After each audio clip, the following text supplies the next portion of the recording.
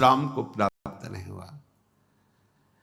ये संकल्प बनाता है अगर ये शरीर भोगने को मिल जाए मैं विश्राम को प्राप्त हो जाऊंगा, ये पदार्थ भोगने को मिल जाए, ये दृश्य देखने को मिल जाए, ये श्रवण प्रिय संगीत सुनने को, ये बात सुनने को, इंद्रियों के सहित मन शब्द स्पर्श रूप रस गंध, और चाहता है विश्राम, भ्रमित करके हमको जहां बिल्कुल विश्राम नहीं है, बिल्कुल आनंद नहीं है, वहां ले जाता है और फिर खुद अनुभव करके कहता है इसमें तो नहीं है, शायद उसमें होगा, फिर वहां से विचलित करके दूसरे में, दूसरे से तीसरे में पूरा जीवन व्यतीत कर देता है। कब हूं मन, पकड़ो तो इसकी चाल को, ये छलिया हमको छल रहा है और हम अपने आप को इसके अधीन करते चले जा रहे हैं, और उसकी चाल को ना समझकर हम समझते हैं ये मन हमें सुख देगा, जो कहता है वो मुझे कर लेना चाहिए, गलत सलाहकार है, फंसा देगा, पराजित करा देगा, बंधन में डलवा देगा। जैसे जिस राजा का मंत्री यदि गलत सलाह दे तो राज्य नष्ट हो जाता है, यदि वैद्य गलत सलाह दे तो मरीज को रोग पूर्ण रूप से अधीन करके नष्ट कर देता है, यदि सद्गुरु शिष्य के अनुकूल होकर बोले तो उसका नाश हो जाता है, शास्त्र के अनुकूल, सिद्धांत के अनुकूल तो उसको परमात्मा प्राप्ति होती है।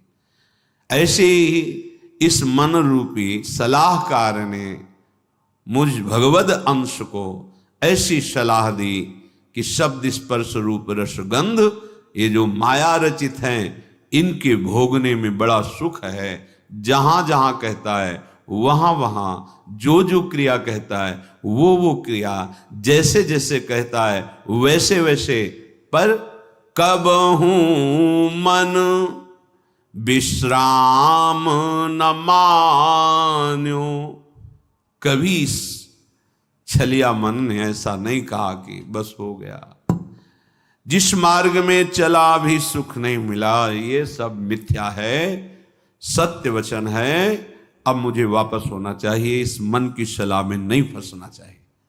पर नहीं, उसी छलिया मन का साथ देकर, इतना साथ देकर कि स्वयं मन बन करके, कि मन मानो मैं हूं, मन को अच्छा लगा मेरे को अच्छा लगा, मन को बुरा लगा मेरे को बुरा लगा, इतनी तन्मयता, यही हमारा पतन है, यही हमारी मायाकृत आकर्षण की वृत्ति है जो हम समझ नहीं पा रहे।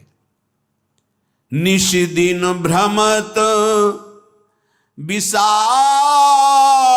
सहज सुख, जहां तहां इंद्रिन तान्यो, कब हूं मन विश्राम न मान्यो।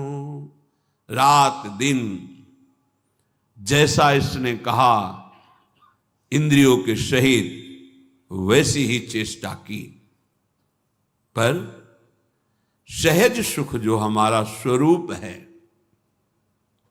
चेतनामल सहज सुख राशि, हम अपने स्वरूप का विस्मरण करके हमारे ही बल से बलवान होकर इस मन और इंद्रियों ने हमें फंसा दिया, दुर्गति कर दी। अपने सहज सुख को, जो आत्मस्वरूप है, जो आराध्य देव हैं, सहजानंद वर्षिणी श्यामाजू, इनके नाम सुख को क्या पैसा लगता है नाम में, अंदर ही अंदर राधा राधा राधा, किसके सहयोग की जरूरत है, कौन सी क्रिया के संपादन की जरूरत है, राधा राधा राधा। अब नाम स्मरण करते हुए जो धर्म कर्म है खूब करो, 10 गुना लाभ बढ़ेगा।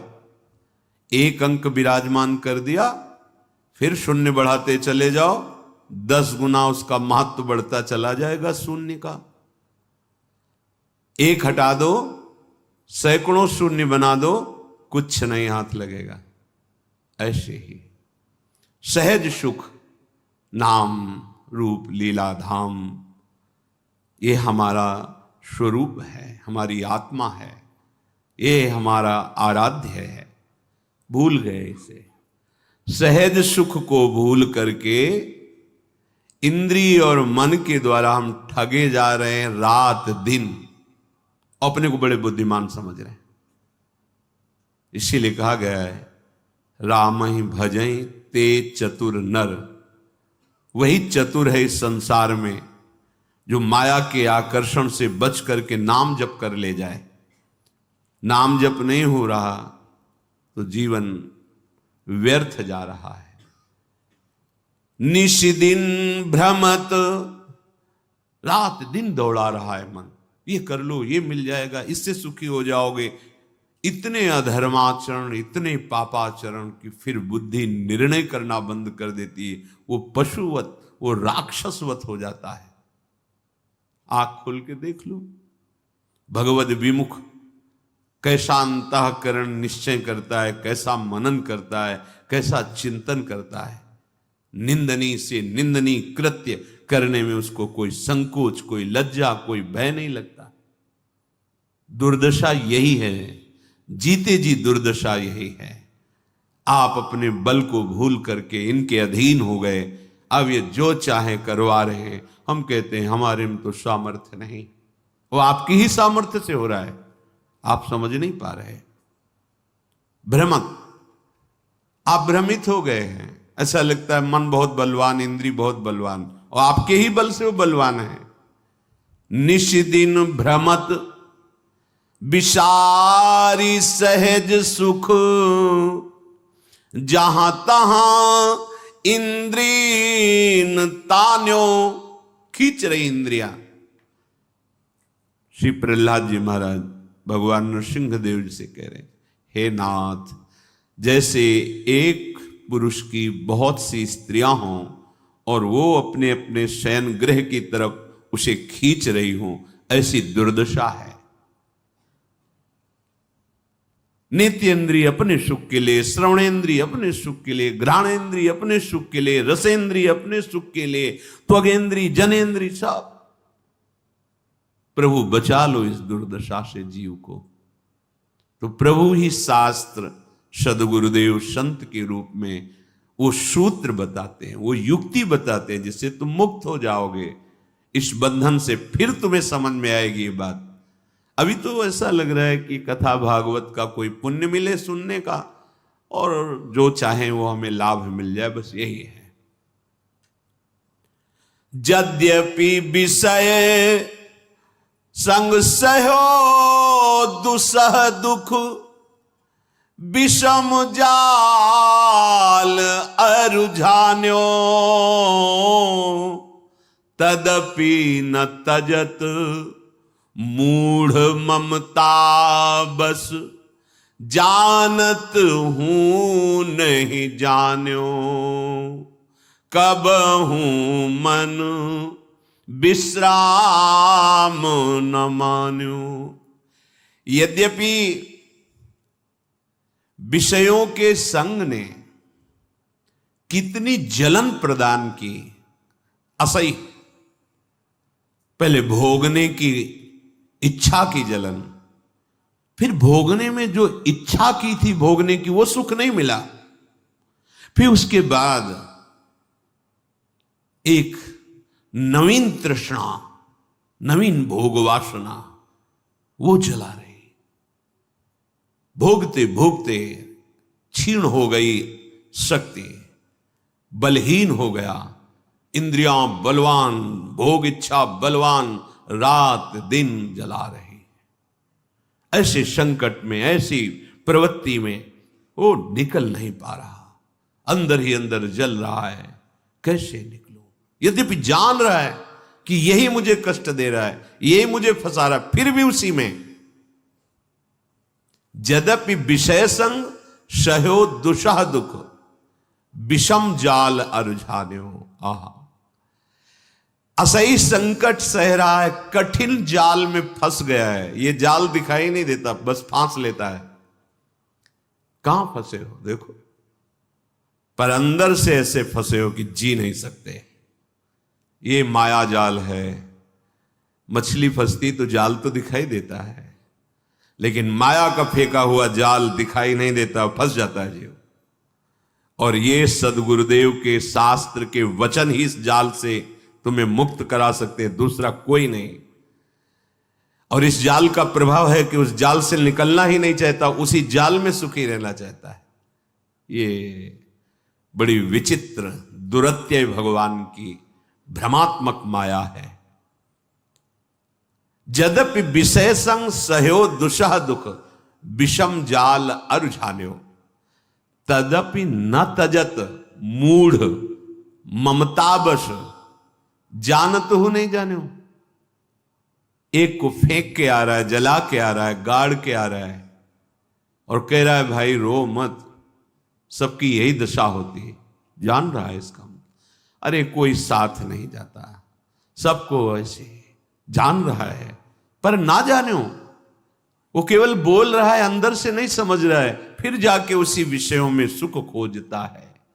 उसको ये पता नहीं कि जिस शरीर का आश्रय लेकर हम विषय भोग रहे, ये शरीर ही नष्ट हो जाने वाला, ये शरीर ही दुखमय है, फिर इससे भोगे जाने वाले विषय कैसे सुखमय हो सकते हैं।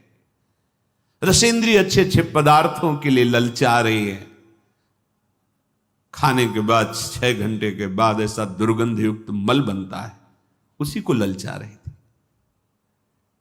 कैसी कैसी माया जनित जाल के फंदे जिसने हमें बांध रखा है। अरे केवल प्राण पोषण करो, धर्म युक्त कार्य करो, निरंतर नाम जप करो और छूट जाओ इस शरीर बंधन से। ये समझ में ही नहीं आता। तुम अविनाशी हो, शरीर विनाशी है। शरीर से जितने भोग भोग रहे हो, ये सब मायाकृत जादू का तमाशा है, इनकी सत्ता ही नहीं है। बस प्राण पोषण करो और प्राणनाथ का भजन, उनकी आज्ञा के अनुसार मुक्त हो जाओगे इस माया खेल से। जन्म अनेक किए नाना विधि, कर्म कीच चित सान्यो, होई न बिमल विवेक निर्बिनु, वेद पुराण बखान्यो,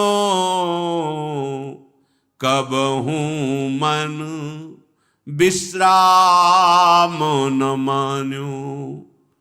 बहुत जन्म हो गए, अनेक जन्मों में बहुत से कर्म किए, और ये कर्म रूपी कीचड़ में ऐसा फंसा लिया, हम निकल ही नहीं पा रहे। एक कर्म बख्शने वाला नहीं। एक एक चेष्टा इस भूमि पर जो आप करेंगे, एक कर्म भूमि है। इस भूमि पर इसीलिए शब्द कहा है। अन्य लोकों में वही कर्म करोगे जो तुम्हें भोग भोगने, बस नवीन कर्म नहीं होता। देवलोक में नवीन कर्म नहीं होता कि आप नया अनुष्ठान कर्म कर, नहीं, अपने किए हुए अनुष्ठान का शुभ फल भोगो। नरक में अपने किए हुए अशुभ कर्मों का, पाप कर्मों का फल भोगो। अन्य लोकों में भी ऐसा है, एकमात्र ये। इसीलिए यहां जन्म लेने के लिए देवता भी ललचाते हैं। बड़े भाग मानुष तन पावा, सुर दुर्लभ सदग्रंथन गावा। ये कर्म एक एक सेकंड का हिसाब है। आप क्या बोल रहे हैं, क्या देख रहे हैं, कैसे पूरा का जितना समय दिया गया 80 वर्ष 100 वर्ष, तो जिस दिन आप इस भूमि पर प्रकट हुए उसी समय से शुभ अशुभ कर्म का भोग लागो, और जहां चेतना जागृत हुई नवीन कर्म वो आपके ऊपर। शास्त्रीय सिद्धांत से शायद 14 वर्ष की अवस्था तक मांडव्य ऋषि धर्मराज से व्यवस्था बनाई थी, क्योंकि उस समय पूर्ण चेतना धर्म की क्या वृत्ति ये नहीं जागृत होती। तो उस समय तक के लिए तो इसके आगे जो कर्म होते हैं उनका एक एक हिसाब होता है। ऐसा ना समझो आप जो हंसी मजाक कर रहे हैं, आप देख रहे हैं, बोल रहे हैं, छू रहे हैं, ये सब आपका रजिस्टर है, बढ़ रहा है। किस विषय में आप बोले, क्या बोले, उस बोलने में क्या दोष था, आपने क्या क्रिया की, वो सत्शास्त्रों की सम्मति से है या निषेधात्मक है, उसका फल आपको मिलेगा। और यदि एक आप युक्ति सीख गए कि अब जो मैं कर्म करने जा रहा हूं वो श्री भगवान की प्रसन्नता के लिए होगा और भगवान के द्वारा दिए बल से होगा, वो कर्म बांधेगा नहीं, और जब कर्म हुआ तो पूर्ण समर्पित प्रभु को मुक्त हो जाओगे। पर कहां इतना ध्यान है, अहम इतना स्मृति थोड़ी रहने देता है कि ये कृष्ण प्रीत्यर्थ कर्म करने जा रहा हूं, ये कृष्ण प्रीत्यर्थ कर्म हो रहा है, ये कृष्णार्पणम मस्तु के लिए कर्म हो रहा है, अभी आनंद आने लगेगा। पर नहीं, अहंकार से मैंने किया, मैं करूंगा, मैं जन्म अनेक किए नाना विधि कर्म कीच चित सान्यो। जैसे कोई दलदल में फंस जाए, निकलना बड़ा मुश्किल, ऐसे ही कर्म जाल फांस लेते हैं, निकलना बड़ा मुश्किल। देखो ना, निकलने की सोचो आप, कैसे अंदर पीड़ा पहुंचाते हैं ये सब। कैसे हमारे बिना परिवार कैसे चलेगा, ये कैसे होगा, ये कैसे होगा। चित्त सान्यो, उसमें फंस गया। वो नहीं समझ पा रहा अनंत ब्रह्मांडों का सृजन करने वाला, पालन करने वाला कोई है, वही हमें निमित्त बनाकर करा रहा है। केवल अहंकार के कारण हम उस रहस्य को नहीं जान पाते। होई न विमल विवेक नीर बिनु। गोस्वामी जी कह रहे, जैसे कोई कीचड़ में सन गया हो तो निर्मल जल चाहिए तभी वो स्वच्छ हो पाएगा। तो हमारा चित्त, हमारा मन, हमारी बुद्धि, हमारा अहम, ये मलिन हो चुका भोगों से। अब विवेक रूपी निर्मल जल हो तब ये एकदम पवित्र हो जाएंगे। तभी जब भगवत भाव की बातें करो तो प्रश्न उठाते हैं, सौम्य भगवान कैसे हो सकते हैं, अरे वो कर तुम अकर तुम अन्यथा कर तुम, ऐसा नटनागर है, बस उसको पकड़ा सकते हैं तो गुरुदेव के द्वारा उपदिष्ट मार्ग ही, दूसरा कोई उपाय नहीं। इसीलिए गुरु साक्षात परब्रह्म तस्मै श्री गुरुवे नमः। जिस ठाकुर ने अपनी माया का पर्दा लगा के अपने को ढक लिया, वही ठाकुर गुरुदेव रूप में आकर अपनी माया के पर्दा को हटाने का उपाय बता देता है। उस पर चलो, अभी हृदय निर्मल होने लगेगा। नहीं तो मलिन अंतःकरण तुम्हारा गुरुवाणी को नहीं समझ पाएगा, सदगुरु के वचनों को नहीं समझ पाएगा, और उपहास जरूर कर देगा। ऐसे ये चित्त बिना विवेक रूपी निर्मल जल के, ये मोह ममता रूपी कीचड़ को साफ नहीं कर सकते। विवेक रूपी जल ही होए विवेक मोह ब्रह्म भागा, तब सब विषय विलास विरागा। ऐसा शास्त्र पुराण वेद सब कहते हैं कि विवेक निज हित नाथ पिता गुरु हरिसो हरसि हृदय नहीं आन्यो, तुलसीदास कब तृषा जाए सरखन तहि जन्म सिरान्यो। कब हूं मन विश्राम न मान्यो, कब हूं मन विश्राम न मान्यो।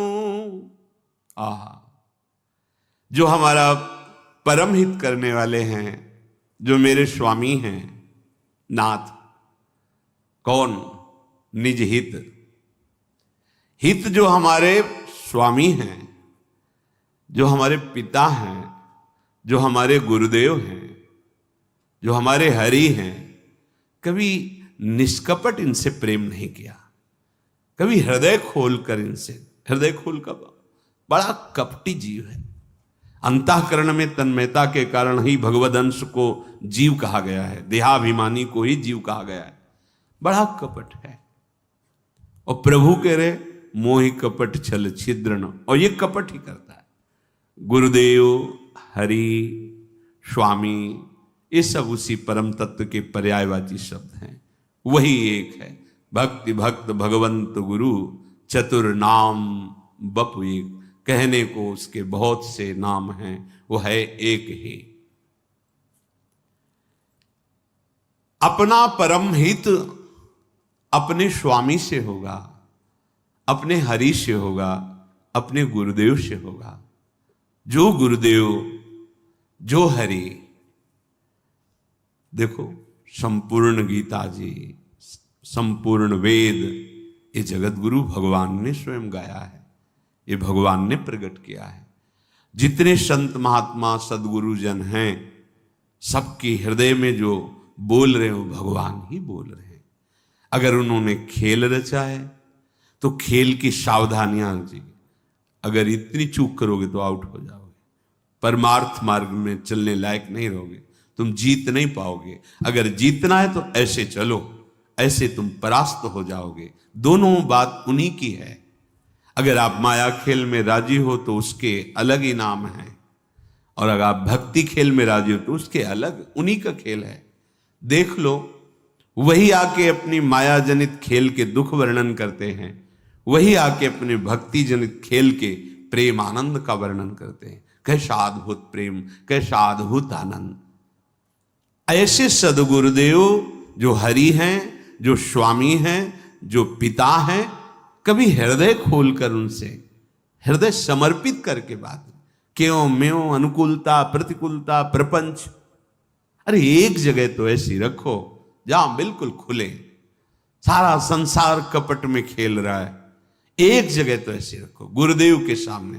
तुम चाहे दंड दो, चाहे आप दुलार करो, आपसे कपट नहीं, आपसे झूठ नहीं, आपसे छिपाव नहीं। स्वामी आप ही तो हमारे परम उद्धार के लिए ये रूप लेकर, अब आपसे क्या कपट करना, असमर्थ हूं, आपकी आज्ञा का इस तरह से उल्लंघन होता है, आप संभाल लीजिए प्रभु, मेरे में सामर्थ्य नहीं, सब ठीक हो जाएगा। भगवान एक बात बड़े जोर से कह रहे, मोहि कपट छल छिद्र न भावा। ये हमारे हृदय में जो कपट का जाल है, ये हमें भगवत प्राप्ति नहीं होने दे रहा। निर्मलता यही कि जो हृदय में, वही वाणी में, वही चेष्टा में, कोई छुपाव नहीं। ये संतों का स्वभाव होता है, जो उनके हृदय में, वही वाणी में, वही उनके आचरण में मिलेगा। और ये छलिया जो असत मार्ग का पथिक है, बोल कुछ रहा है, अंदर में कुछ चाल चल रही, और आचरण कुछ और ही है। जिसका मन वचन कर्म एक हो, वो भगवान को प्रिय होता है, कपट नहीं। हम भगवत चर्चा भी करते तो कपट करके, इसीलिए उसका प्रभाव जागृत नहीं होता। नहीं तो मात्र भगवत लीला गायन से और श्रवण से भगवत प्राप्ति हो जाएगी, और कोई साधन हो ना हो। कितनों को हो गई है, बहुत ज्यादा इसी को स्वीकार करने से हुई है। जो भी परमार्थ की उत्तम गतियां हैं, इन्हीं दो से हुई। भगवत लीलाओं का गायन, भगवत लीलाओं का श्रवण उत्तम शरणागति को प्रदान कर देता। श्रवण सुजस सुनियायो, कैसे शरणागति हुई, श्रवण सुजस सुनियायो। पर क्यों नहीं होती, क्योंकि कपट है हमारे हृदय में। चौथी भगत मम गुणगन करहि कपट तज गान। ये एक जगह तो ऐसी रख लो जहां निष्कपट भाव हो, मेरे गुरुदेव, मेरे प्रभु, जैसा हूं आपका हूं। आप ठुकराओ तो आपका हूं, आप पुचकारो तो आपका हूं, आप दंड दो तो आपका हूं, आप प्यार करो तो आपका हूं। आपके सिवा कोई और नहीं, कोई ठौर नहीं। हो गया काम। निज हित नाथ पिता गुरु हरि सो, हरसि हृदय नहीं आन्यो। तुलसीदास कब तृषा जाए, सरखन तहि जन्म सिरान्यो। कब हूं मन विश्राम न मान्यो।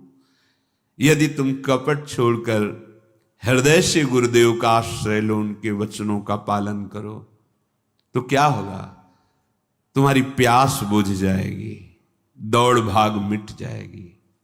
शांति से बैठ जाओ उनकी नाव में। वो खेवैया बहुत चतुर हैं। शांति से बैठना, भरोसा और नाम, नाव में बैठने के बाद नाम, श्री हरिवंश प्रताप ये भरोसा, नाम नौका और निज खेवक, नाम जप करो, भरोसा दृढ़ प्रभु का रखो, तुम्हारी नाव भव समुद्र से तुम्हें पता भी नहीं चलेगा और पार हो जाओगे। श्री हरिवंश प्रताप, नाम नौका निज खेवक, भव सागर सुख तरत, निकट हरिवंश जो सेवक। अभी संभल जाओ, नहीं तो खोदते खोदते जीवन व्यतीत हो जाएगा और प्यास कभी नहीं बुझेगी। जैसे कुआं खोदना शुरू किया, कुआं खोदते खोदते जीवन की शाम हो गई, लेकिन पानी पीने को नहीं मिला। अर्थात तुम भोगों में भोगते भोगते मर जाओगे, कभी तृप्ति और शांति न मिली है न मिलेगी। अनंत जन्म व्यतीत हो गए, इस माया ने विस्मृति के गर्त में ऐसा डाल दिया है कि हमें लगता ही नहीं कि हमारे पीछे जन्म हुए हैं। कभी प्यास नहीं बुझेगी, कभी मन विश्राम को प्राप्त नहीं होगा। इसलिए अहम का समर्पण, आराध्य देव का अनन्य चिंतन,